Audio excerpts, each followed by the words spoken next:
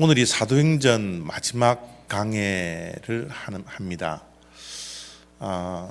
2019년 1월 첫째 주부터 시작해서 한 11개월 정도 이렇게 강해를 하는데 벌써 마지막 28장을 강해하게 되었습니다. 처음도 중요하지만 마지막도 참 중요합니다. 어느 것이 더 중요한가 따질 수 없을 만큼 처음도 중요하고요, 마지막도 중요한데 저는 개인적으로 처음보다 마지막이 훨씬 더 중요한 것 같아요. 이런 말이 있습니다. 처음에 크게 웃는 자보다 마지막에 자그마한 미소를 짓는 것이 훨씬 나은 겁니다. 처음이 아무리 화려하다 하더라도 마지막이 올바르지 못하면 그것은 헛것이다라는 그런 의미로 마지막을 강조하고 있는 것이죠. 하나님의 관심도 어떻게 보면 마지막에 좀 집중되고 또 마지막에 많은 관심을 가지고 있으신 것 같아요. 욥기를 보면 내 나중은 미약하였으나 내 나중은 심히 창대하리라, 그렇게 마지막을 강조를 하고 계시고요. 또 지난주에 우리가 묵상을 했던 요한계시록 본문 가운데 이 두아디아 교회에 주님께서 칭찬을 하시는 말씀이 어떤 말씀입니까? 나중 행위가 처음 행위보다 더 크도다. 그래서 나중 행위가 처음보다 더 큰 그 교회를 향하여서 주님께서 칭찬을 하시는 것 보면 처음보다 마지막이 훨씬 더 중요하다, 그렇게 말씀을 드릴 수 있습니다. 오늘 이 사도행전 마지막 부분을 보게 될 텐데요, 이 사도행전 마지막 부분은 이 반복을 좀 강조하는 것 같아요. 우리의 삶 가운데 이 반복이 굉장히 중요하거든요.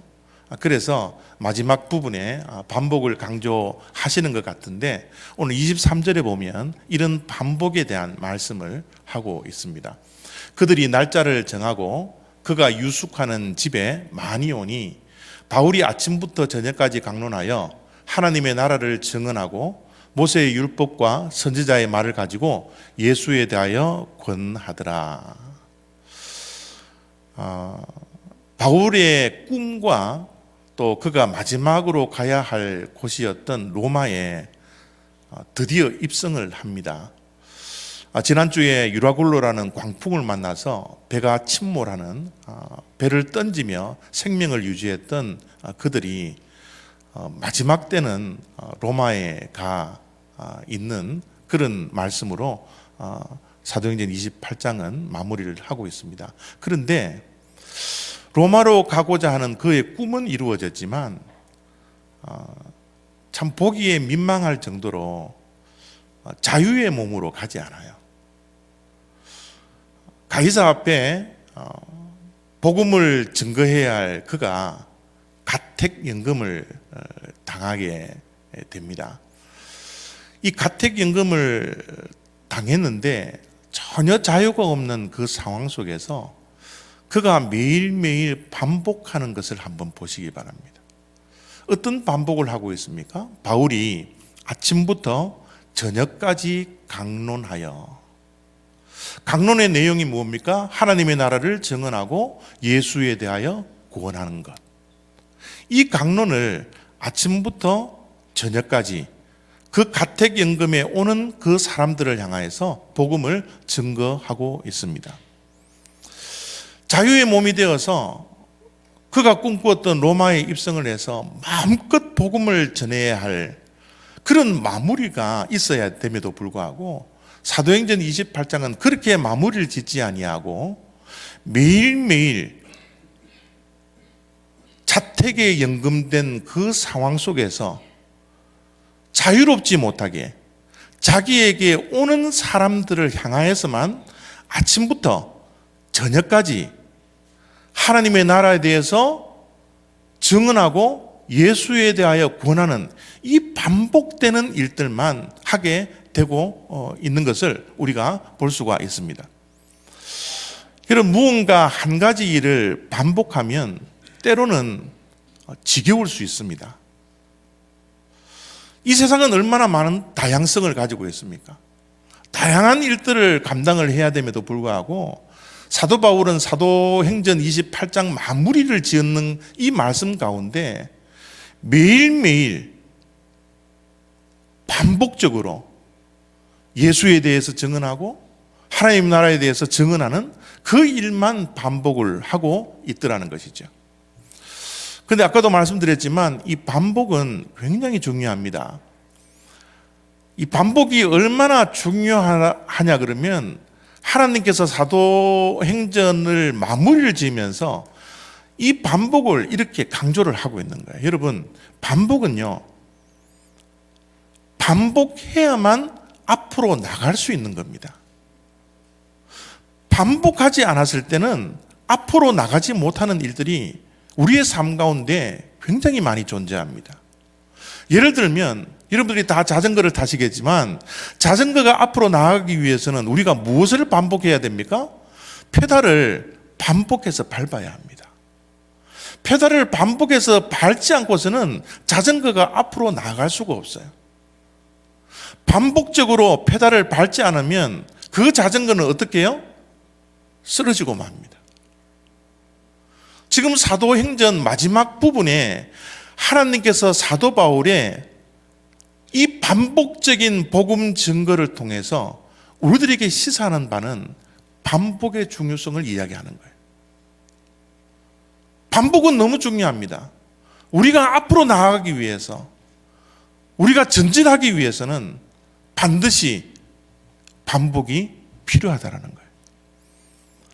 아리스토텔레스는 이런 말을 남겼습니다. 우리가 반복적으로 행하는 것이 우리 자신이다.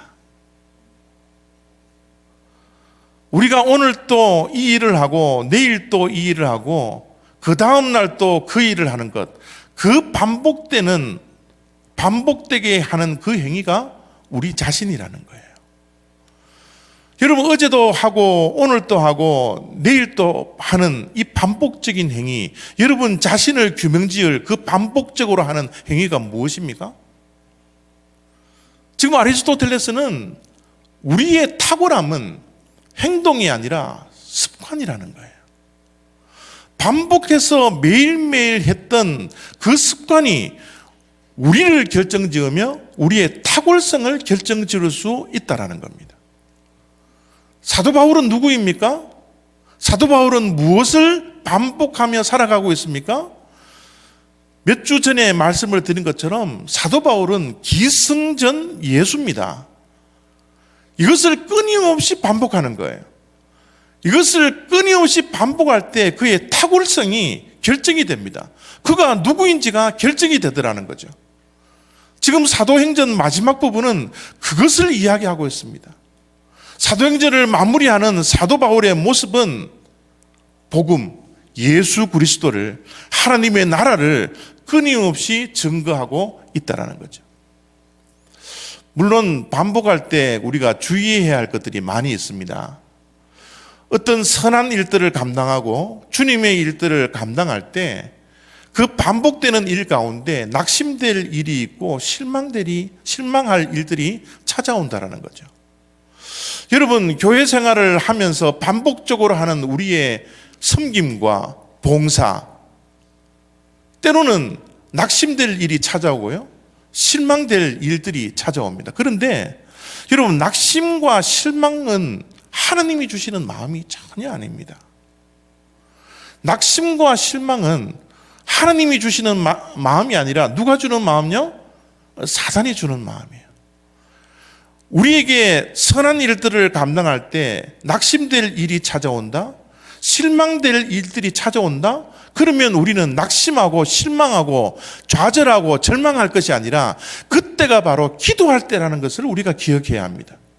믿는 자들은 실망하는 것이 아니라 바로 그 순간에 하나님께서 기도하는 마음을 주시는 거예요. 그래서 우리는 낙심보다는 기도하는 사람이 되어야 된다는 겁니다. 사도 바울이 복음을 반복적으로 증거를 하고 있을 때 실망하는 일들도 많았고 낙심될 일도 많았어요. 항상 좋았던 것은 아닌 것 같습니다. 24절에 보면요, 그 말을 믿는 사람도 있고 믿지 아니하는 사람도 있어. 사도 바울, 정말 로마에 가는 것이 꿈이었고 그곳에서 복음을 전하는 것이 꿈이었습니다. 그 꿈을 이루면서 복음을 전할 때에 복음만 전하면 모든 사람들이 예수를 믿을 줄 알았는데 예수를 믿지 아니하는 사람들도 있다라는 거예요.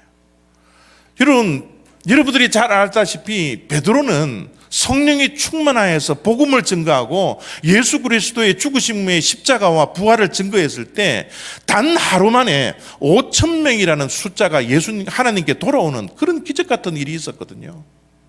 그때 사도 바울의 모습을 보세요. 초라하지 않습니까? 여러분, 사도 바울이 복음을 매일매일 증거함에도 불구하고 믿지 아니하는 사람도 있을 때 얼마나 낙심할 일들이 많았겠습니까? 그런데 하나님의 말씀 갈라디아서 6장 9절의 말씀은 이렇게 우리들에게 권면하고 있지 않습니까? 선한 일을 하다가 낙심하지 말라. 포기하지 않으면 반드시 거둘 때가 오리라. 우리는 선한 일들을 감당할 때 실망한 일이 찾아옵니다. 낙심할 일이 찾아와요. 그러나 우리가 인내하고 포기하지 않으면 반드시 그 선한 일에 대한 열매가 맺어질 수 있다는 사실을 우리는 반드시 기억하고 포기하지 않고 이 선한 일들을 감당을 해야 합니다. 우리가 어떤 일들을, 특별히 선한 일들을 반복할 때 때로는 우리의 마음속에 찾아오는 것은 무의미함입니다. 내가 어떤 일들을 할 때 우리는 어떤 결과가 있을 것을 기대를 하게 되죠. 내가 선한 일들을 하고 교회에서 무언가를 했을 때 어떤 열매가 맺어지기를 우리는 항상 기대를 하면서 그 일들을 반복합니다. 제가 매주 강단에 서서 설교를 반복해서 합니다. 이 반복해서 하는 것은 뭔가가 이 설교를 하면 결과가 있기를 바라거든요. 우리 성도님들의 어떤 변화가, 그 열매가 있든지 성령의 열매가 맺어지든지 아니면 결단을 통해서 삶이 변화되겠지, 뭔가 내 설교를 듣는 우리 성도님들이 뭔가 열매를 맺고 결과가 있기를, 변화의 결과가 있기를 늘 바라는 마음들이 있어요. 그런데 때로는 그 결과와 그 열매가 보이지 않을 때 내가 왜 이 설교를 매주 하게 되지? 그 의미를 못 찾게 될 때가 많이 있더라는 겁니다. 우리의 기도도 마찬가지입니다. 새벽 기도마다 매일매일 반복해서 하나님께 부르짖고 소리를 내어 울면서 기도하는데 그 기도에 대한 열매가 맺어져야 됨에도 불구하고 기도의 열매가 맺어지지 않으면 때로는 마음속에 내가 왜 이 새벽에 기도를 하게 되지? 왜 내가 우리 성도님들을 위해서, 우리의 가정들을 위해서, 이 민족들을 위해서, 사회를 위해서 기도하게 되지? 기도에 대한 무의미함이 내 생각과 내 마음을 지배할 때가 얼마나 많은지 몰라요. 그럴 때 우리가 실망하게 되고 절망하게 된다는 사실입니다. 그런데 여러분, 이 말씀을 여러분 꼭 기억하십시오. 여러분의 신앙생활 가운데 선한 섬김과 봉사와 사랑 가운데 때로는 결과가 없어서 낙심이 찾아오고 실망이 찾아올 때마다 이 말을 꼭 기억하시기 바랍니다. 오늘 하루가 무의미하게 느껴진다면 인생은 뭐라고요? 콩나물이다. 여러분, 콩나물 시루 여러분 어렸을 때 다 보셨을 겁니다. 콩나물 시루에 물을 붓지만 그 물을 부으면 다 빠져나가요. 밑 빠진 독에 물 붓기입니다. 그런데 어느 날 그 콩나물 시루를 가만히 들여다보십시오. 물이 어디 갔는지는 모르겠지만 콩나물이 자라서 그 열매가 맺어지는 것을 우리가 보지 않습니까? 우리가 하는 반복적인 이 선한 일들이 바로 그런 일들이라는 겁니다. 우리가 매일매일 예배드리는 이 예배가 무슨 의미가 있을까? 그 결과가 찾아지지 않아서 때로는 실망되고 낙심되지만 우리의 심령 속에 복음이 매주 쌓이다 보면 그것이 콩나물처럼 언젠가는 열매가 맺어진다는 거예요. 여러분, 이 어령 교수가 이런 글을 썼더라고요. 콩나물 시루에 물을 주듯이 콩나물 시루에 물을 줍니다. 물은 그냥 모두 흘러내립니다. 퍼부으면 퍼부은 대로 그 자리에서 물은 모두 아래로 빠져나갑니다. 아무리 물을 주어도 콩나물 시루는 밑빠진 독처럼 물 한 방울 고이는 법이 없습니다. 그런데 보십시오. 콩나물은 어느새 저렇게 자랐습니다. 물이 모두 흘러내린 줄만 알았는데 콩나물은 보이지 않은 사이에 무성하게 자랐습니다. 물이 그냥 흘러버린다고 헛수고를 한 것은 아닙니다. 사도 바울이 로마에 가서 가택연금을 당하면서 매일매일 아침부터 저녁까지 복음의 씨앗을 뿌립니다. 하나님 나라를 증거합니다. 예수에 대해서 증언을 합니다. 그 열매가 맺혀지지 않아서 무의미하게 보일지 모르지만 낙심하고 실망될 일로 보일 수 있지만 언젠가는 콩나물이 자라서 우리의 눈에 확인되는 것처럼 그렇게 자랄 날이 반드시 온다라는 거예요.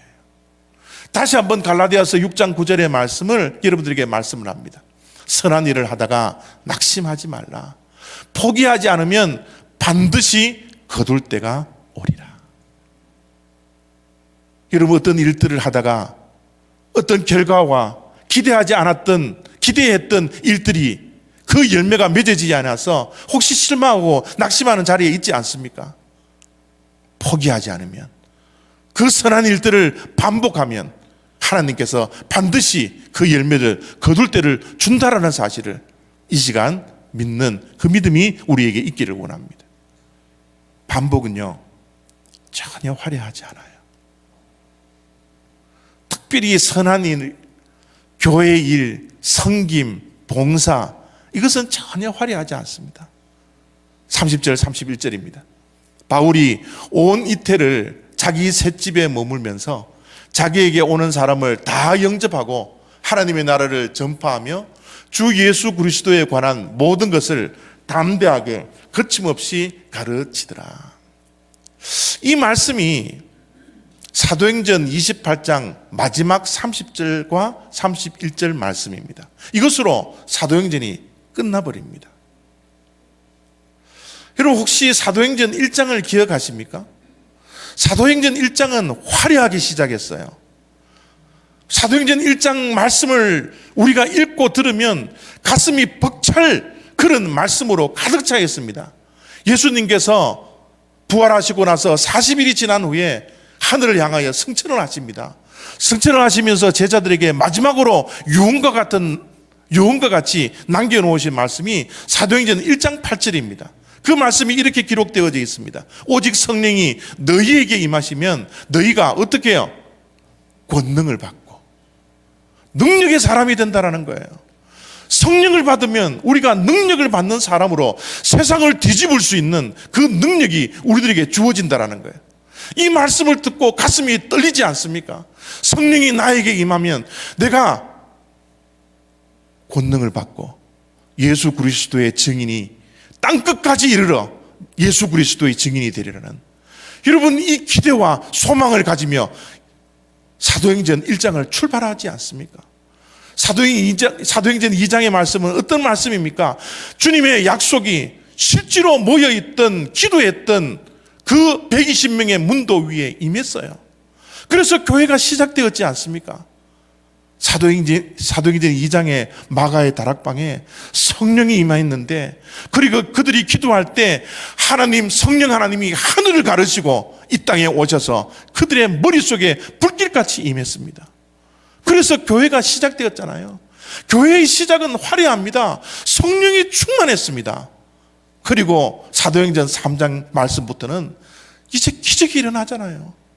성령을 받은 주님의 제자들의 삶 속에서는 이제 기적이 일어납니다. 예수의 이름으로 선포하고 명령하면 안전뱅이가 일어났습니다. 눈먼 자들이 눈을 떴습니다. 죽은 자가 살아나는 그런 기적들이 사도행전 3장 속에부터 얼마나 기적적인 일들이 많이 일어나는지 모른다라는 겁니다. 아까도 말씀드렸지만 사도행전 4장에 가면 사도 베드로가 벌떡 일어나서 거기에 모였던 백성들에게 예수 그리스도의 십자가와 부활을 증거합니다. 한 번의 설교에 5,000명이, 그것도 남자만 숫자를 세알려서 5,000명이 하나님께 돌아오는 기적 같은 일들이 났어요. 여러분, 사도행전 1장, 2장, 3장, 4장 가면 갈수록 우리의 마음속이 벅찹니다. 여러분, 복음이 임했던 그 모든 곳에는 기적이 일어나고 화려함이 있습니다. 그러나 사도행전 마지막 부분, 사도행전 28장 30절과 31절은 화려하지 않아요. 어떻게 보면 초라하기 짝이 없는 그런 말씀이지 않습니까? 사도 바울의 모습을 보십시오. 온 이태를 자기 셋집에 머물면서, 셋집에 머물렀다는 뭡니까? 월세방에 살고 있었다라는 거예요. 그 월세방에 살 때 자유롭게 살았던 것도 아니고 가택연금을 당하여서 자유롭게 복음을 증거하는 것도 아니고 그 집에, 셋집에 오는 사람들에 한해서 복음을 증거하는 그 초라한 모습으로 복음을 증거하고 있는 모습을 우리가 보고 있지 않습니까? 사도행전 1장을 시작할 때는 정말 세상이 뒤집어질 줄 알았는데 사도행전 마지막 28장에 가면 정말 하나님의 역사가, 어떤 역사가 일어날지 우리가 기대하면서 이때까지 왔는데, 처음은 미약하지만 나중은 창대하리라고 약속해 주셨던 그 하나님의 약속을 붙들고 우리가 사도행전 28장을 맞이하고 있는데, 창대하기는커녕 오히려 더 미약해지는 그런 일이 지금 마지막 부분에 있지 않습니까? 여러분, 왜 사도행전 마지막 부분이 창대함으로 끝나고 화려함으로 끝나지 아니하고 초라함으로, 미약함으로 끝맺고 있는 줄 아십니까? 사도행전 28장이 끝이 나지 않았기 때문에 그래요. 사도행전 28장은 사도들의 행진, 복음의 사명들을 끝내지 않았기 때문에, 그 사명이 여전히 남아있고 우리 교회가 그 사명을 이어가야 할, 사도행전 29장을 써야 할 주인공이 저와 여러분이기 때문에 사도행전 28장 마지막 부분이 화려하게 끝나지 않았습니다. 화려하게 끝날 그 부분은 하나님께서 우리들에게 남겨놓으셨다는 거예요. 이제 저와 여러분들이 사도행전 29장을 함께 써내려가야 합니다. 사도행전 29장을 함께 써내려가면서 사도행전 초반부에 있었던 그 화려함보다 더 큰 화려한 마무리를 우리가 지어내어야 된다는 사실입니다. 이것을 회복하자라는 것이 사도행전적 교회를 회복하자라는 표의 의미였습니다. 사도행전적 교회는 어떤 교회였습니까? 우리가 정말 회복해야 할 그런 교회가 어떤 교회입니까? 사도행전적 교회는 기도하는 교회였어요. 기도에 목숨을 건 교회였습니다. 하나님의 약속의 말씀을 듣고 매일매일 하는 그 이 기도가 무슨 의미가 있는지, 기도의 열매가 맺어지고 기도에 대한 기대가 있지 않다 할지라도 사도행전 교회는, 그들은 기도하는 교회였습니다. 사도행전적 교회는 어떤 교회였습니까? 성령이 충만한 교회였습니다. 성령이 하늘을 가르고 이 땅 위에 임재해 있는 그 임재의 경험을 했던 교회가 사도행전적 교회였습니다. 사도행전적 교회는 성령이 이끌어가는 교회고 성령보다 앞서지 않는 교회가 사도행전적 교회였습니다. 사도행전적 교회는 어떤 교회였습니까? 말씀이 충만한 교회였어요. 말씀이 하라면 하고 말씀이 하지 않으면 아니하는 그런 교회였습니다. 말씀이 옳다면 옳고 말씀이 옳지 않다면 옳지 않은 그런 교회가 바로 사도행전적 교회였습니다. 사도행전적 교회는 어떤 교회였습니까? 영혼 구원하는 데 최선을 다하는 교회였습니다. 복음의 전달자였어요. 마지막까지 반복적으로 해야 할 일들이 무엇인지를 이 사도행전 마지막 장은 우리들에게 말씀하고 있지 않습니까? 2019년 한 해를 이 시간 우리 한번 돌이켜보기를 원합니다. 우리 교회는 사도행전적 교회를 얼마만큼 회복했어요? 사도행전적 교회를 회복하자고 2019년 1월 첫 주일날 우리는 가슴에 벅찬 마음으로 하나님의 말씀에 들어왔습니다. 그런데 지금 2019년 11월이 되었음에도 불구하고 아무런 열매가 맺지 않는 것처럼 보일 때도 있습니다. 실망스럽습니다. 낙심될 수도 있습니다. 좌절할 수도 있습니다. 그러나 여러분, 지금 이 모습이 끝이 아니라는 것을 기억해야 합니다. 우리가 반복적으로 우리가 감당해야 할 저 네 가지 회복해야 할 교회의 모습을 반복적으로 행할 때 우리 교회는 앞으로 전진할 수 있다는 사실을 기억해야 합니다. 우리가 반복적으로 매일매일 밟아야 할 페달이 무엇인지를 기억하시기를 바랍니다. 기도의 페달을 밟아야 합니다. 말씀의 페달을 밟아야 합니다. 성령의 페달을 밟아야 합니다. 복음의 페달을 밟아야 합니다. 이제 사도행전 마지막 28장을 마무리합니다.